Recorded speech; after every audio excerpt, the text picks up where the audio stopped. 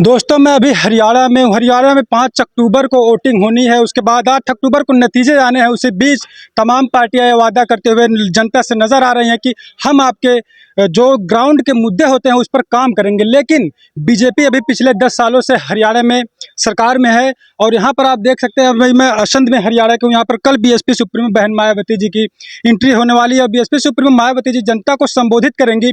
उसी बीच आज मैं मौजूद हूँ, यहाँ पर तैयारियां खूब जोरों शोरों से चल रही है और हरियाणा के लोगों में कहीं न कहीं खुशी का माहौल देखने को मिल रहा है, क्योंकि यहाँ पर बीएसपी और साथ में INLO गठबंधन से चुनाव लड़ रहे हैं। तो हमारे साथ बहुजन समाज पार्टी के तमाम कार्यकर्ता पदाधिकारी हैं। आइए हम बात करते हैं आखिर में क्या कुछ हरियाणा में तैयारियां हैं बीएसपी सुप्रीमो मायावती जी के इंटरव्यू के लेकर। उसके बाद हरियाणा में क्या कुछ मुद्दे हैं जमीन पर, क्या बीजेपी ने उस मुद्दे को पूरा किया है या फिर नहीं। सर सबसे पहले आपका स्वागत है, अपना नाम बता दीजिए। मेरा नाम रामदास कर्णवाल, प्रदेश सेक्रेटरी बहुजन समाज पार्टी हरियाणा। मैं सबसे पहले आप लोगों का यहाँ पर पहुँचने पर धन्यवाद करता हूँ, अपनी ओर से अपनी पार्टी की ओर से स्वागत करता हूँ। सर क्या कुछ है यहाँ माहौल हरियाणा में, बीएसपी और NLO गठबंधन से चुनाव लड़ रहे हैं, क्या कुछ आप लोगों को यहाँ पर दिख रहा है ग्राउंड पर? जो मेरी ड्यूटी पार्टी की ओर से असंध विधानसभा में है, तो जो असंध विधानसभा है हम इसको काफ़ी वोटों के अंतर से अब की बार जीतेंगे, क्योंकि जब से हमारा बहुजन समाज पार्टी और इंडियन नेशनल लोकदल का गठबंधन हुआ, हमारे जो कार्यकर्ता हैं वे 4 गुना उनमें शक्ति के रूप में वो अपना काम कर रहे हैं। ऐसे ही इनालो के जो कार्यकर्ता पदाधिकारी में काम कर रहे हैं। हम पूरी कोऑर्डिनेशन बनाकर दोनों पार्टियों के जो कार्यकर्ता हैं पदाधिकारी हैं, हम पूरा अपना कार्य कर रहे हैं। और जो हमारा उम्मीदवार है भाई गोपाल राणा जी, आदरणीय नरेंद्र राणा जी के सुपुत्र हैं, क्योंकि नरेंद्र राणा जी ने पीछे 2019 का इलेक्शन लड़ा था, बड़े दमखम के साथ लड़ा था। उस समय हम अकेले ही, यानी बहुजन समाज पार्टी अकेले इलेक्शन लड़ रही थी और हम मात्र 1703 वोट से पीछे रह गए थे। लेकिन अब की बार जो आदरणीय बहन मायावती जी ने हमारे को एक गठबंधन इंडियन नेशनल लोकदल के साथ चौधरी ओम प्रकाश जी की पार्टी और चौधरी अभय सिंह जी की पार्टी के साथ गठबंधन करके दिया, तो हमारा उत्साह 4 गुना बढ़ रहा है। और अब की बार हरियाणा ये असंध की सीट तो हम जीतेंगे, लेकिन पूरे हरियाणा के अंदर ऐसे समीकरण बन गए भी हम अब की बार हरियाणा के अंदर अपनी सरकार बनाएंगे और चौधरी अभय सिंह चौटाला जी को हम यहाँ हरियाणा का मुख्यमंत्री बनाएंगे। और आदरणीय बहन मायावती जी ने अभी जननायक चौधरी देवीलाल जी के जन्मदिन पर घोषणा की थी भी जो उप मुख्यमंत्री बनेगा एक दलित समाज से बनेगा और एक बैकवर्ड समाज से बनेगा, तो उसको लेकर भी पूरे दलित और बैकवर्ड समाज में काफ़ी उत्साह है। सर लगातार बीजेपी वादे कर रही, हमने हरियाणा में लोगों को शिक्षा दिया है, रोजगार दिया, क्या लगता है आप हरियाणा में यहाँ पर हैं, क्या लगता है बीजेपी का ये जो वादा है ये जमीनी हकीकत है या फिर जुमलेबाजी है? बीजेपी ने जो कहा था भाई हम हर साल 2 करोड़ नौजवान नौकरियां देंगे, लेकिन ये जुमलेबाजी है। क्योंकि जो हरियाणा का हमारा युवा साथी है, हमारा भाई है जो पढ़ लिख गया, जिसने MA कर ली, BA कर लिया, बड़े बड़े मतलब अपने कोर्स कर लिए, तो उनको रोजगार नहीं मिले। वे बेचारे अपनी ज़मीनें बेच के विदेश में जा रहे हैं और विदेश में पता नहीं वे पहुंच भी पाते हैं नहीं, कहीं तो बेचारे बीच में ही वो कुछ ऐसे सर्कमस्टांसी हो जाते हैं, बीच में उनकी डेथ हो जाती है। तो जो यहाँ के हम एक दिन एक औरत से मिले, वो अकेला लड़का था, उसने अपनी ज़मीन बेचकर वो अमेरिका गया, वो बेचारी रोने लग रही भाई मतलब मैं जो मेरा अकेला बच्चा था और वो रोजगार ना मिलने के कारण हरियाणा में वो विदेश गया और वो बेचारी इतनी मतलब असहाय थी भाई। देखो एक जो माँ और बाप होते हैं अपने बच्चे से उम्मीद करते हैं भाई अगर उनको रोजगार स्थायी यहीं मिलेगा तो बाहर जाने की क्या जरूरत होगी। इनके जुमलेबाजी हैं, तो इन्होंने कोई रोजगार नहीं दिया, कोई ऐसी व्यवस्था नहीं की, झूठ बोलते हैं। सर बात सवाल ये भी होगा कि लगातार कांग्रेस बाबा साहब डॉक्टर अम्बेडकर के कॉन्स्टिट्यूशन को बचाने के नाम पर दलित समाज का वोट इकट्ठा कर रही है। हरियाणा में भी वो समीकरण दिख रहा है, बाबा साहब की होर्डिंग जगह जगह कांग्रेस के लोग लगा रहे। क्या लगता है संविधान वाकई में कांग्रेस बचा पाएगी? नहीं, संविधान कांग्रेस नहीं बचाएगी।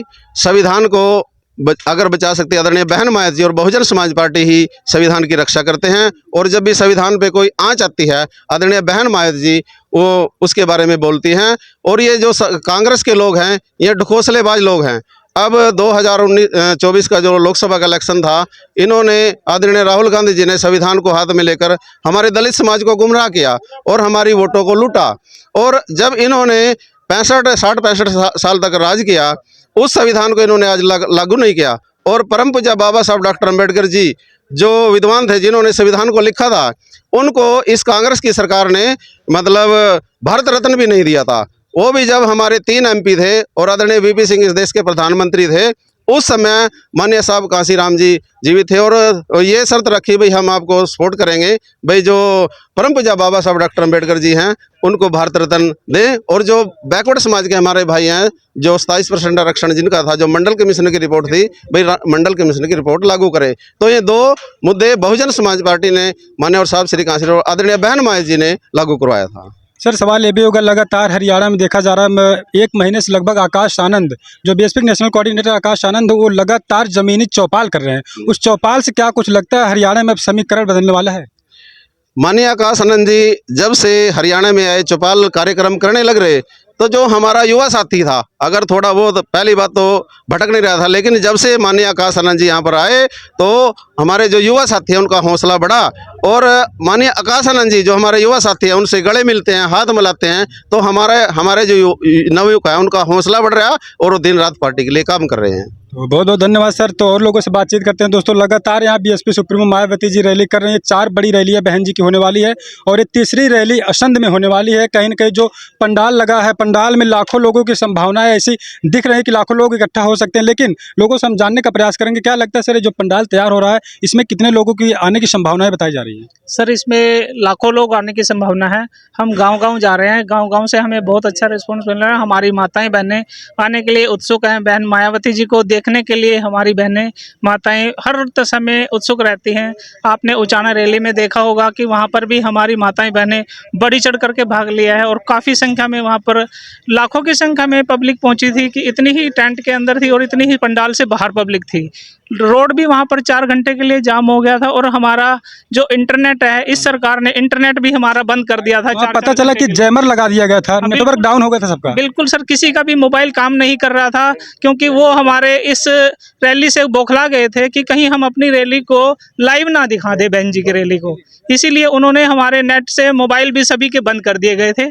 बहुत संख्या में पब्लिक पहुंचेगी यहाँ पर सर। चलिए बहुत बहुत धन्यवाद। और लोगों से जानने का प्रयास करते हैं। यहाँ बीएसपी सुप्रीमो मायावती जी की एंट्री होने वाली है। सर क्या लगता है, जो रैलियाँ दिख रही हैं लगातार, अभी उचाना में वहाँ पर रैली हुई तो लाखों लोग टेंट में थे, उसके बाद कई लोग बाहर थे, यहाँ पर बाहर में मैं देख रहा हूँ कि टेंट लगाया जा रहा है। क्या लगता है आप लोगों की इकट्ठा संभावना, कितनी भीड़ इकट्ठा हो सकती है? सबसे पहले तो मैं आपका और आपके चैनल का धन्यवाद करता हूँ और यहाँ संत की धरती पर आप पहुँचे हैं, आपका हार्दिक अभिनंदन है। जैसे कि आप देख रहे हो कि सारी तैयारियाँ जो है आदरणीय बहन जी के प्रोग्राम के लिए, एक चुनावी जनसभा है, बहुत ही बड़ी जनसभा है, यह विशाल जनसभा है और लाखों लोग यहाँ पे पहुँचेंगे। और ये जो आप पूरा ग्राउंड, टेंट के अलावा जो पूरा ग्राउंड भी देख रहे हो, इसमें भी आपको भीड़ जो है भीड़ ही भीड़ नजर आएगी। बहुत बढ़िया माहौल है। ये सीट हम बिल्कुल जीत चुके हैं, एक तरफा जीत रहे हैं हम। पिछली बार हम थोड़ी सी वोटों से हार गए थे, 1703 वोटों से हार गए थे, लेकिन अब की बार 17,000 वोटों से हम जीत दर्ज कर रहे हैं। ऐसा जब आप ग्राउंड में जा रहे हैं, जनता से संवाद कर रहे हैं, बातें कर रहे हैं, आप लोगों को लग रहा है कि इस बार सीट निकलने वाली है? बिल्कुल बिल्कुल, जनता ने मन बना लिया अब की बार, क्योंकि जनता ने पिछले 20 सालों का भी रिकॉर्ड उठाओगे आप। 10 साल कांग्रेस का राज रहा इस हरियाणा में, 10 साल उनका राज देखा है। उन्होंने भी इस जनता को लूटने का काम किया है और अब की बार जो ये बीजेपी है, इसने भी 10 साल इस हरियाणा पे राज किया है और अभी झूठे वादे कर करके लोगों को बहलाने का काम कर रही है। लेकिन लोग अब जान चुके हैं, उन्होंने मन बना लिया है कि हम बीएसपी नेल्लो गठबंधन को सत्ता में लाने का। अच्छा, क्या कुछ है यहाँ पर बीजेपी की सरकार 10 सालों से देखा जा रहा है कि शिक्षा आप लोगों के यहाँ किस तरीके से दिखाई दे रही है और साथ में सम्मान, रोजगार, महिलाओं को सम्मान और बच्चों को रोजगार मिल रहा है या फिर नहीं? कुछ नहीं है सर, बीजेपी जो है वो एक झूठी पार्टी है, जुमलेबाज पार्टी है, कुछ विकास नहीं है।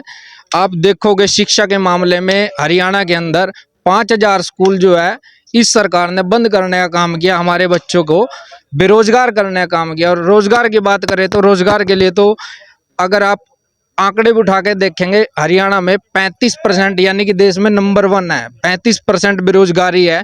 तो ये पार्टी जो है एकदम झूठे जुमले करती है और लोगों को बहकाने और झूठ के नाम पे वोट लेती है। तो अब की बार जो है जनता ने मन बना लिया है, बीएसपी नेल्लो गठबंधन को सत्ता में लाके ही दम लेगी।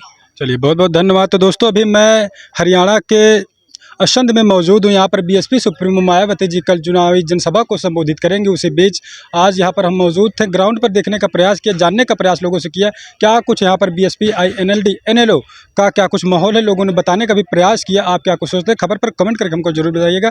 कल हम आपसे मुलाकात करेंगे इसी जगह पर और बीएसपी सुप्रीमो मायावती जी इसी मंच के पास संबोधित लोगों को करेंगे। तो चलिए मिलते हैं कुछ अगली अपडेट में।